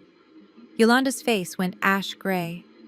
This includes the luxury villa in Buckhead, the offshore trusts, and every supplementary credit line currently being utilized by the Vance family, I continued. Because Marcus used those accounts to launder stolen funds from this firm, they are now classified as proceeds of crime. I watched as Yolanda tried to stand, her legs buckling. "Nia, you can't do this," she croaked, her voice failing. "That's my home." I looked at her with a chillingly polite smile. "Actually, Yolanda, the bank has already processed the seizure. You have 24 hours to vacate the premises before the locks are changed. You told me once that I was just the engine that paid for the life you deserved. Well, the engine has been dismantled and the lifestyle you deserved has officially been repossessed." The room watched in silence as security guards approached the front table to escort the sobbing woman out. She had spent a lifetime looking down at the world from a pedestal built with my money, and now she was being led out of a ballroom like a common trespasser. I turned my attention back to the board members and investors, the true power players who were now nodding in grim approval. "The merger will proceed as scheduled on Monday morning," I said, my tone shifting back to the professional authority that had built this empire. "All compromised accounts have been isolated and the firm's liquidity is higher than ever thanks to the recovery of the siphoned assets. Marcus and his family thought they could hollow out this company from the inside, but they forgot that I am the one who laid the foundations. The hunt is over, the firm is secure, and the Bank of Nia is officially closed for those who don't know the meaning of loyalty." I stepped off the stage and walked toward David, leaving the wreckage of the Vance family behind me in the shadows where they belonged. The fallout from the gala didn't stop at the ballroom doors. It tore through the rest of the Vance family like a gale-force wind. 3 days after Marcus's arrest, Ethan walked into my office not as a nervous relative, but as a man who had finally scrubbed the filth of a toxic marriage off his hands. He handed me a copy of his filed divorce petition against Keisha. He had moved out of their shared home the night of the arrest, leaving her with nothing but the mounting legal bills and the realization that her brother's empire was a house of cards. "Nia, I'm done being an observer to their madness," Ethan said, his voice finally carrying a weight of conviction I had never heard before. He sat across from me and laid out a series of internal bank logs that even David's team hadn't managed to intercept. Keisha wasn't just a bystander. She was the one who coached Marcus on how to use my credentials to bypass the secondary verification for those offshore transfers. She thought they were untouchable. I realized then that Keisha's greed was the true fuel for Marcus's fire. She had been the architect of the family's entitlement, whispering in his ear that they deserved my wealth simply for existing. Ethan didn't stop at the divorce. He officially signed a cooperation agreement with the district attorney, becoming the state's star witness. Because of his position in the bank's compliance department, his testimony was the silver stake that would ensure Marcus never saw the sun from outside a prison cell for decades. He detailed every forged signature, every laundered dollar, and every late-night conversation where Marcus and Keisha laughed about how easy it was to bleed me dry. Ethan's defection was the final betrayal Marcus hadn't calculated, for he had counted on family loyalty to keep the bank logs hidden, never realizing that he had pushed even the quietest man in the room too far. I watched from my desk as Ethan explained the final piece of the puzzle, a hidden ledger Keisha kept that documented every cent they spent of my money, thinking she could use it as leverage against Marcus if they ever had a falling out. It was a roadmap of their shared criminality. By turning this over, Ethan wasn't just helping me, He was clearing his own conscience. He looked at me, a weary smile touching his lips. You were the only one who actually worked for anything in that family, Nia. I'm just sorry it took me this long to help you burn the rest of it down. As Ethan left, David walked in checking his watch. The merger is officially finalized, and the DA just upgraded Marcus's charges based on Ethan's new evidence. Keisha has been served as an unindicted co-conspirator. I leaned back in my chair looking out at the Atlanta skyline. The family that tried to erase me was now tearing itself apart piece by piece. Ethan had chosen the side of the truth, leaving Keisha and Marcus to rot in the ruins of their own greed. The hunt was truly over, and I was the only one still standing in the light. Yolanda's knees hit the polished hardwood of the stage with a heavy, hollow thud that resonated through the silent speakers. The woman who had once navigated every high society gala with the grace of a peacock now looked like a broken marionette, her hands clawing at the air as if trying to grasp the invisible threads of a life that had already snapped. Her expensive silk gown pooled around her in a shimmering heap, but there was no dignity left in the fabric. At 60 years old, the terrifying realization of true naked poverty hit her with the force of a physical blow. She looked up at me, her eyes bloodshot and wide, with a frantic, desperate hope that I was merely playing a cruel joke. "Nia, you can't mean it!" she wailed, her voice cracking into a shrill, thin rasp that carried to the very back of the ballroom. "I am 60 years old. I have nowhere to go. That house is all I have left of the Vance name. You can't just cast me out into the street like a common beggar. I was the one who welcomed you into this family when you had nothing but a degree and an ambition." I watched her, my expression unmoved, my heart a block of frozen salt. The memory of her hand striking my face in the hallway was still fresh, but even fresher was the memory of her using my sweat and my intelligence to pay for her secret addiction. "You didn't welcome me, Yolanda," I said, my voice cutting through her hysterics with a terrifying clarity. "You recruited me. You saw a woman who could generate enough wealth to cover your sins, and you exploited that until there was nothing left but a shell. You talk about the Vance name, but you're the one who dragged it through the dirt of every illegal casino from here to the coast. You didn't just spend my money. You gambled away your own soul, and you expected me to provide the collateral." I stepped closer to the edge of the stage, looking down at her as she trembled on the floor. The security guards moved in their shadows, falling over her frail, shaking frame. She reached out her fingers, brushing the hem of my gown, a pathetic gesture of supplication. "Please, Nia, I'll do anything. I'll testify against Marcus. I'll tell them everything. Just let me stay in the house. I don't know how to survive out there." I pulled my dress away from her touch, the movement sharp and final.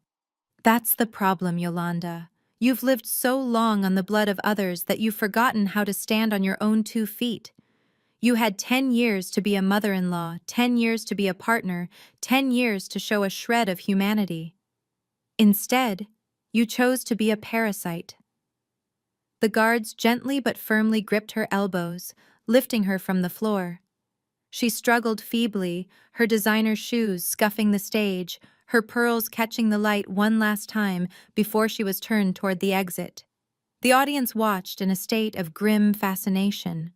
This was the fall of a matriarch, the end of a dynasty built on a foundation of theft and arrogance. As they began to lead her away, she turned her head back toward me, her face twisted in a final, ugly snarl of defeat. "You're a monster, Nia. You're a cold, heartless machine." I watched her disappear into the shadows of the hallway, her cries echoing fainter and fainter, until they were replaced by the low, steady hum of the ballroom's ventilation. "I am exactly what you made me, Yolanda," I whispered to the empty space she had occupied. "I am the consequence." I turned to David, who was waiting for me with a look of profound respect. He reached out and took my hand, his grip warm and solid, a reminder that while I had destroyed a family of ghosts, I was finally free to build something real.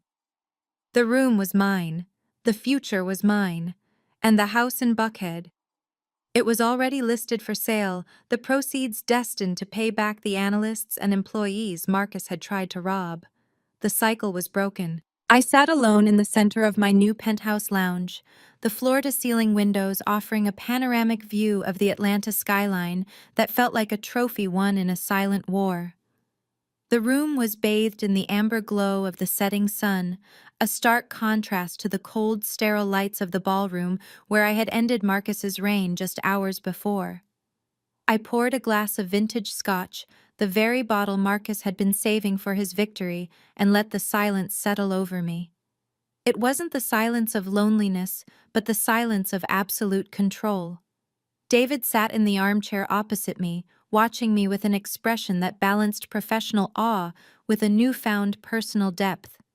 "You didn't just win, Nia," David remarked, his voice steady. "You dismantled them with a surgical precision I've never seen in 15 years of corporate law. Most people would have crumbled under the betrayal or lashed out too early. How did you keep the mask on for so long?" I leaned back, feeling the cool silk of the sofa against my skin. It was never about the mask, David. It was about the architecture of power. Marcus made the mistake of thinking that power is loud, that it's about who can shout the loudest in a boardroom, or who can spend the most at a jewelry store. He thought my silence was weakness, but it was actually my greatest weapon.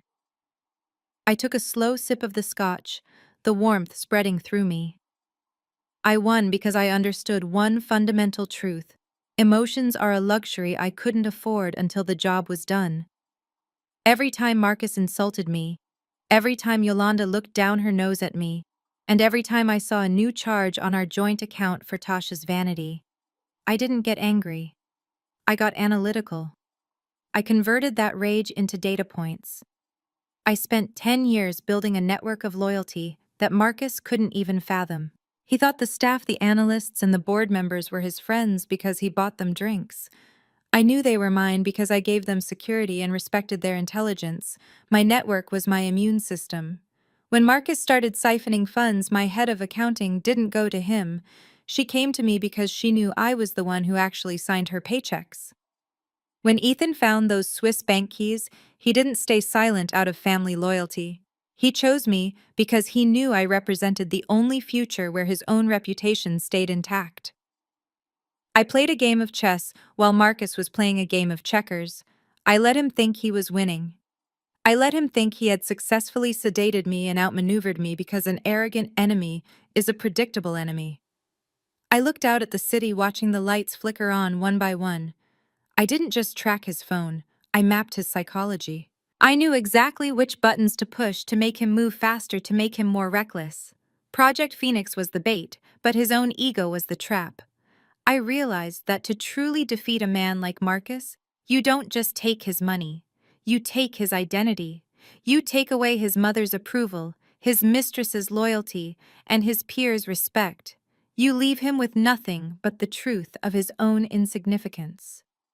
David leaned forward, a faint smile on his lips.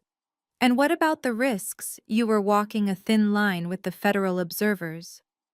"I didn't move without a secondary and tertiary plan," I replied.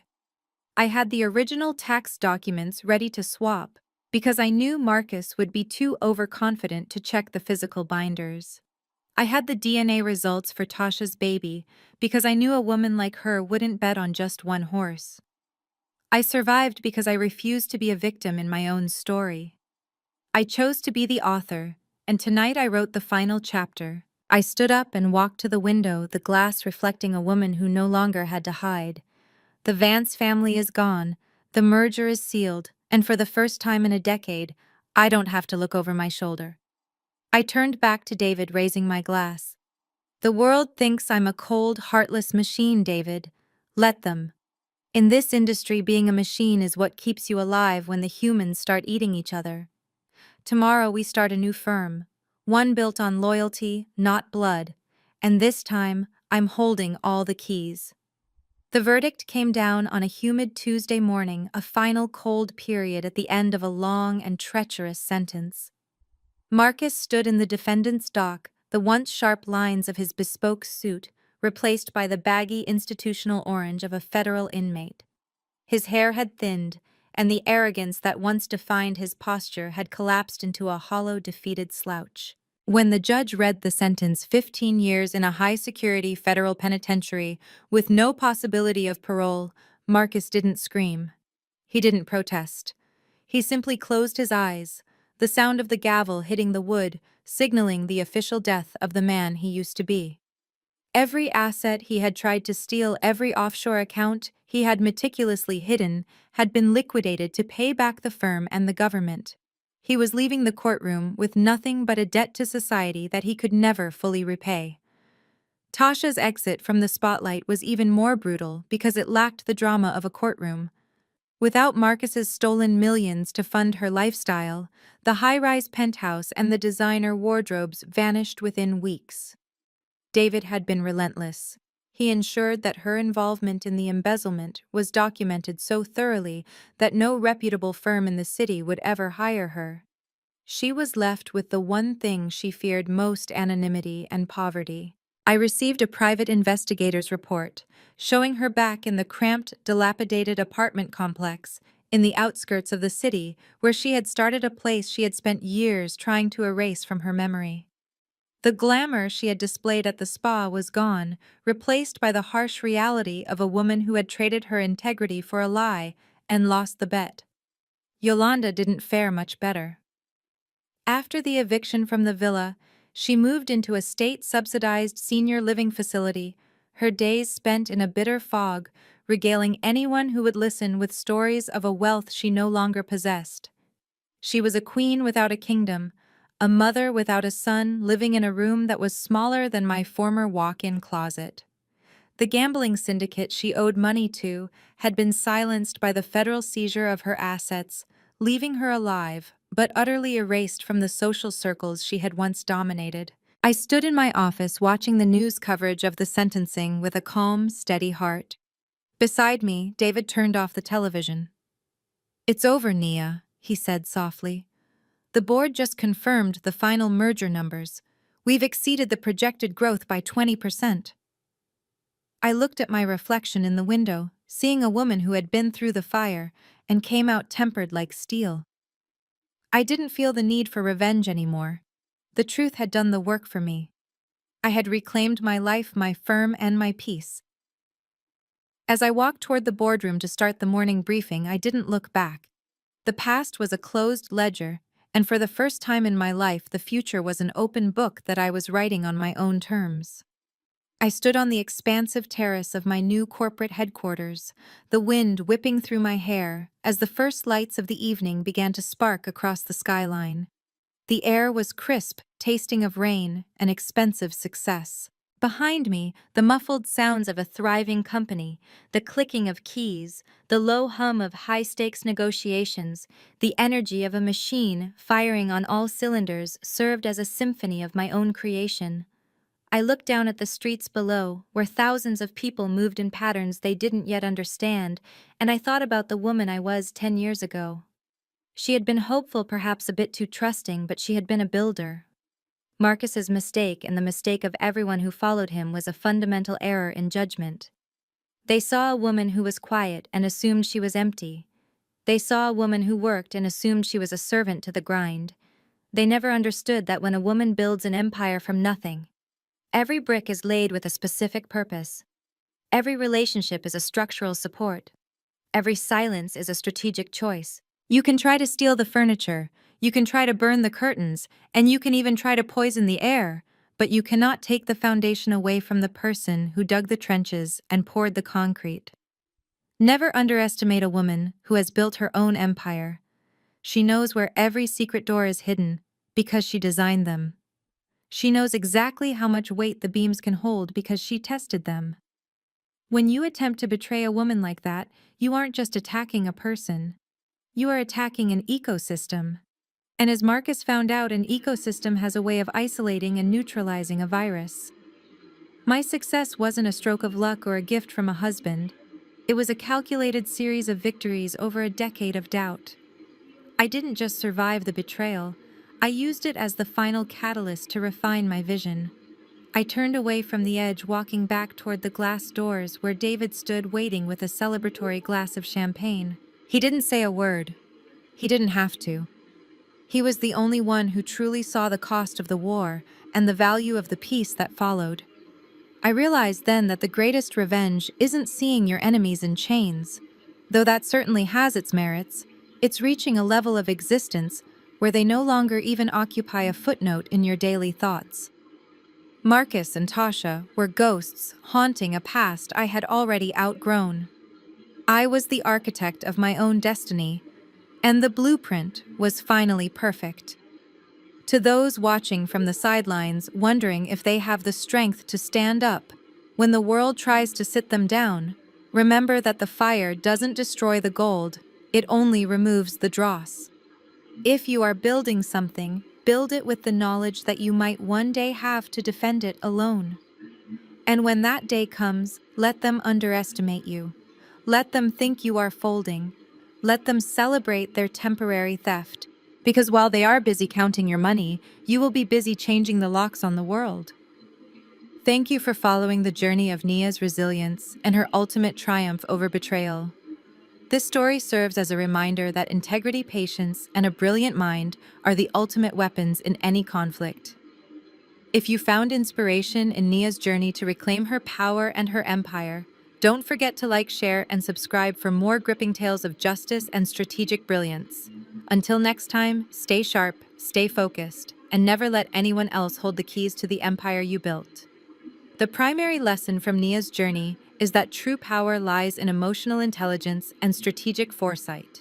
While Marcus relied on loud arrogance and short-term greed, Nia utilized silence as a weapon and transformed every betrayal into a data point. She proved that building an empire requires more than just capital. It requires a fortress of loyalty and a deep understanding of human psychology.